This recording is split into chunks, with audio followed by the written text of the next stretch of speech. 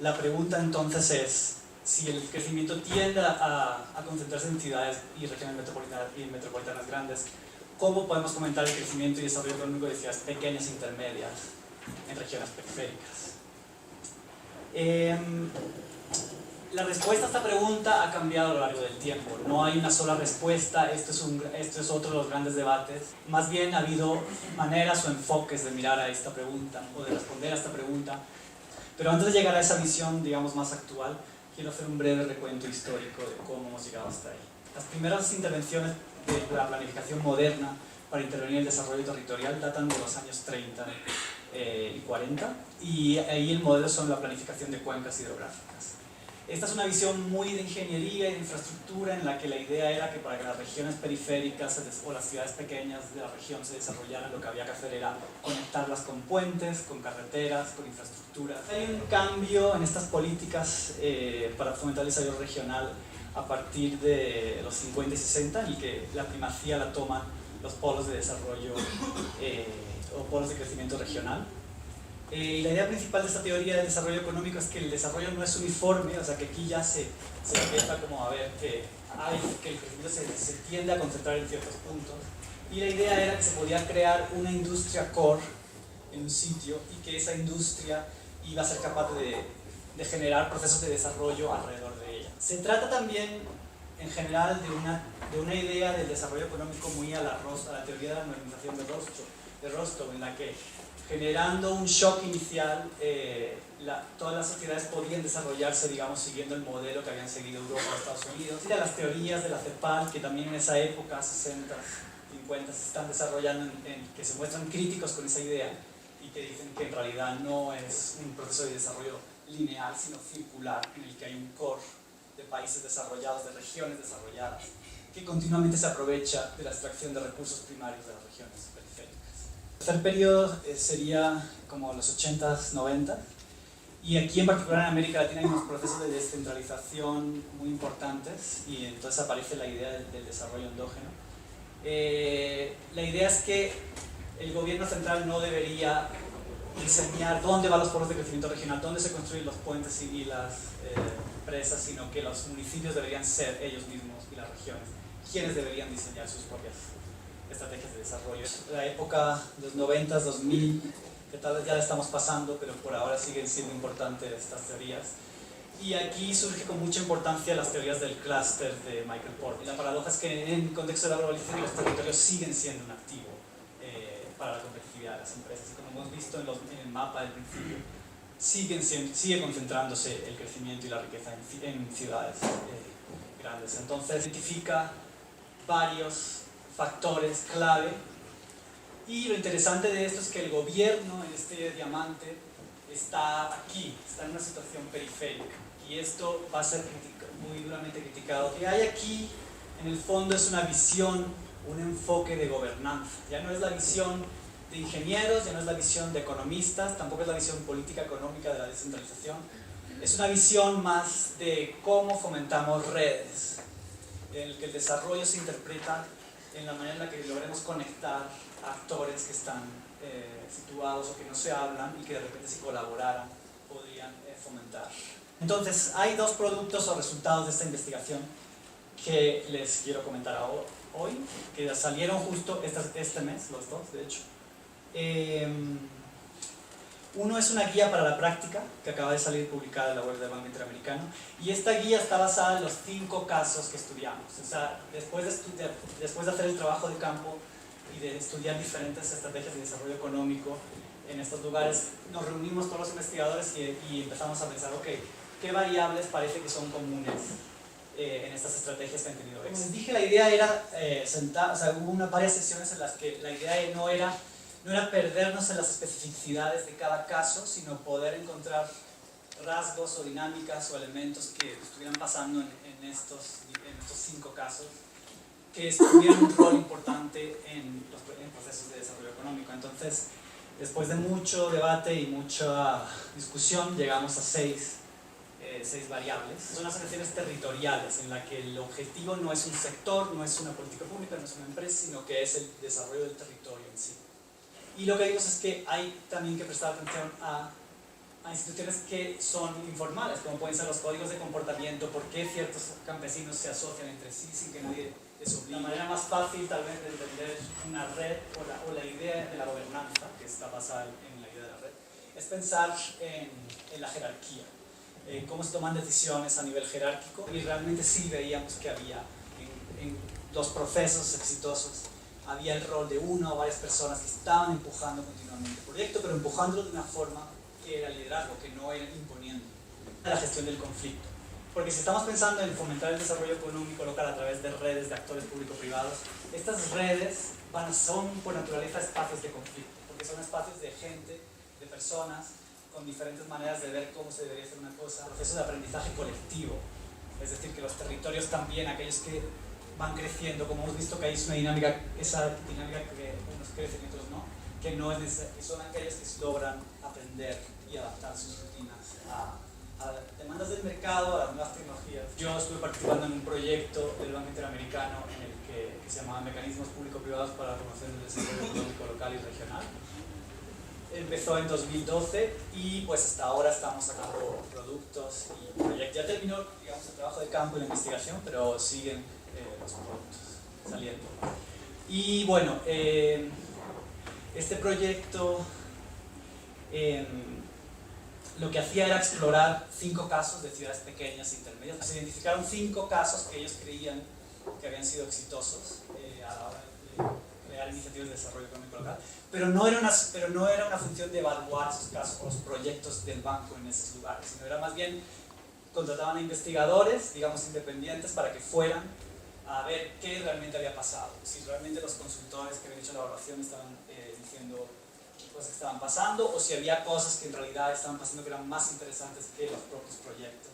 Estudié los 3 primeros casos, Lurín en Perú, Quetzaltenango, Guatemala y Córdoba en Argentina, pero había otros investigadores que hicieron Arauco en Chile y Espíritu Santo en Brasil. La idea era mostrar casos de ciudades pequeñas e intermedias y mostrar la diversidad de actividades económicas que se dan en ellas. Es decir, no era, en el caso de Lurín sí era una economía muy basada en la agricultura, pero también teníamos el caso de Córdoba, en Argentina, que es una ciudad de 1,5 millones de habitantes, en la que tiene un importante sector de software y de industrias creativas que están llegando ahí. Aquí el caso de Córdoba, que no lo voy a mencionar hoy mucho, pero que es un caso interesante también, es como las empresas locales de software, es como se empezó a crear un clúster, que se usa la tecnología del clúster para asociarse, cómo las empresas locales empiezan a crear ese, digamos, ecosistema de empresas de software, pero entonces de repente viene Motorola, instala una mega fábrica, o no fábrica, pero centro de software, en Córdoba, y empieza a robarle el recurso humano a las empresas locales. Entonces las empresas locales empiezan a asociarse y a crear, porque digamos, el gobierno les estaba dando subsidios a las empresas grandes, pero para que crearan empleo, y bueno, la idea de que el gobierno debería tener un rol de atraer a las grandes empresas para que, un poco la idea del polo de crecimiento, ¿no? Que atrayendo una empresa grande, pues ya se va a crear como un ecosistema alrededor de esa empresa, y la idea era como que las empresas locales pequeñas se agruparan para decir, no, hay esta otra manera de interpretar el desarrollo, que es que crear un clúster, que es que crear unas asociaciones entre nosotros. Entonces, es interesante eso, y realmente consiguieron tener una voz en el gobierno, y el gobierno dejó de dar subsidios a empresas grandes, como Motorola, creo que fueron como 5. Pero lo interesante es que estaba ese caso, por ejemplo, con el otro puesto que es Lurín, en Perú, que son pues, municipios pequeños, en lo que la colaboración público-privada adquiere una nota mucho más diferente, ¿no? Si en Córdoba la asociación público-privada pensabas en cámaras de comercio, empresas grandes, empresas pequeñas, gobierno, no sé qué, en un entorno cuasi rural, o más bien rural, la colaboración público-privada entonces se piensa en términos de campesinos, asociaciones de vecinos, asociaciones de regantes, gobierno, ONGs. Las ONGs adquieren un rol muy importante en el caso de Lurín. Analizar 3 proyectos de desarrollo económico que estaban pasando en el Valle de Lurín. Uno era la creación de reservorios artificiales en San Andrés de Tupicocha, otro era la emergencia de iniciativas de turismo en Antioquia, y una planta procesadora de frutas en Cochahuayco. Bueno, y para que sepan un poco situar dónde estamos, el Valle del Lurín está cerca de Lima, pero está como entre 3 y 5 horas de Lima. Aquí lo pueden ver. Antioquia está aquí, Cochahualco aquí, San Andrés de Tupicocha aquí. Es una región pues bastante rural, a pesar de la proximidad a Lima, es una región bastante rural. Está Lurín, que es, digamos, la población que sí está más integrada en la región metropolitana de Lima, pero en realidad nuestro trabajo de investigación se centró en esta zona, que son municipios. Pues la cuenca entera tiene como 165.000 habitantes, son municipios entre 200 y 2.000 habitantes, con niveles de pobreza entre el 50 y el 70%, frente al 30% de Lima, de Perú, y en el que la agricultura representa el 70% de la actividad económica. Entonces, bueno, esto es la vista desde arriba de la montaña. Es el río, el valle es fértil, pero los municipios que están arriba en la montaña, que son los que estudiamos, son bastante secos y de hecho tienen un problema porque solamente llueve 3 meses al año. Entonces o sea, muchos de los problemas de productividad agrícola que tienen los agricultores es de cómo hacer para cultivar cosas durante los 9 meses que no llueve. Y frente a ese problema, pues surge uno de los proyectos que estudiamos, que es la creación de reservorios artificiales en Tupicocha. Aquí hay una historia que obviamente me voy a pasar del tiempo, pero bueno.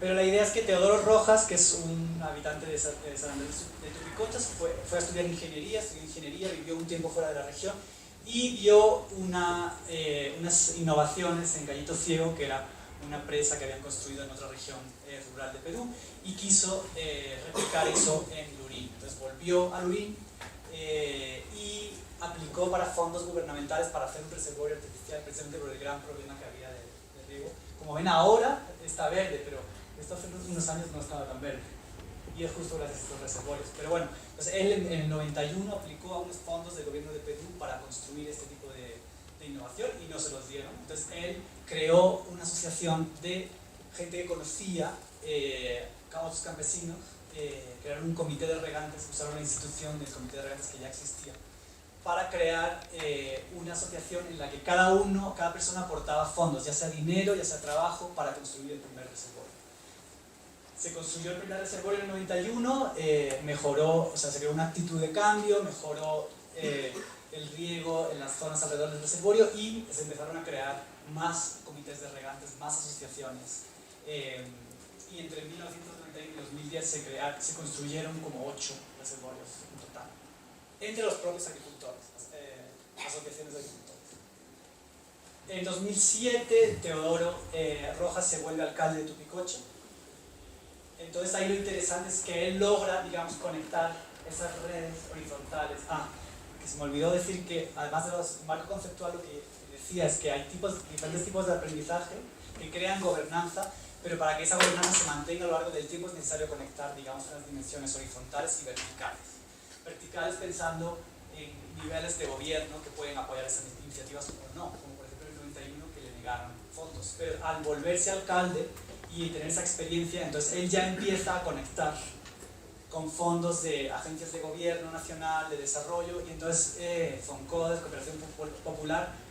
En 2011 él se vuelve presidente de la Mancomunidad de Municipios de Lurín y se crean y se aprueban 2 proyectos grandes de reservorios ya con fondos gubernamentales, que van a pasar del 1.000.000 de metros cúbicos de los 8 iniciales a 15 millones de metros cúbicos.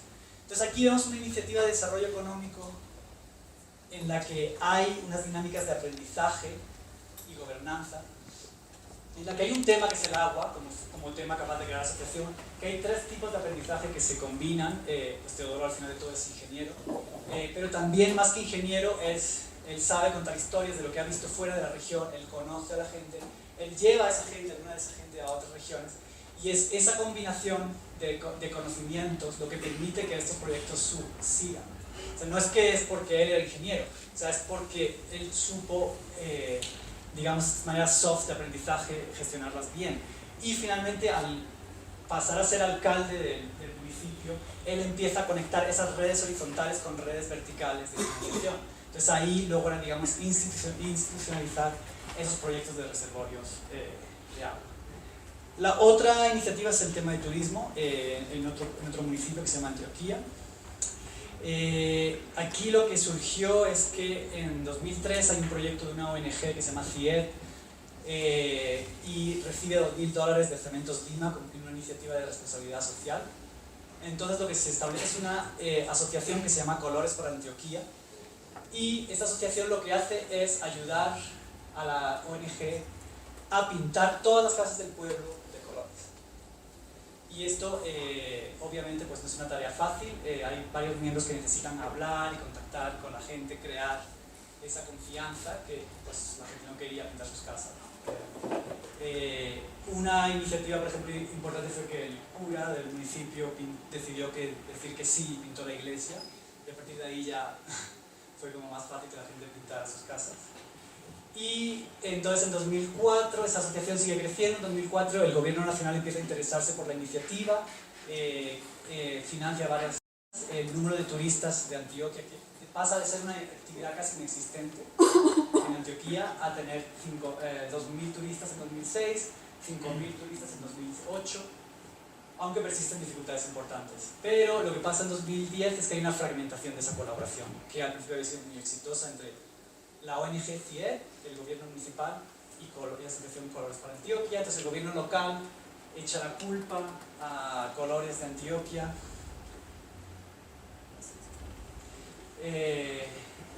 Como vemos aquí están los tres actores: Colores para Antioquia, el grupo, CIED, la ONG y el gobierno municipal. Pero entonces lo que pasa es que la ONG le echa más bien el gobierno local le echa la culpa a la ONG de querer aprovecharse y apropiarse del proyecto y decir por ahí que ellos habían sido los que lo habían iniciado. También Colores para Antioquia le echa la culpa a la ONG de querer intrometerse demasiado en sus asuntos internos de la asociación. Finalmente se desmembrana esa, digamos, red que se había creado tan exitosa, y desde 2010 no ha habido iniciativas para fomentar el turismo. Entonces aquí lo que vemos es que hay también el turismo como tema, hay tres tipos de aprendizaje, pero hay una coordinación horizontal de gobernanza que no funciona, hay una falla de gobernanza, y es que no había unos mecanismos de gestión del conflicto.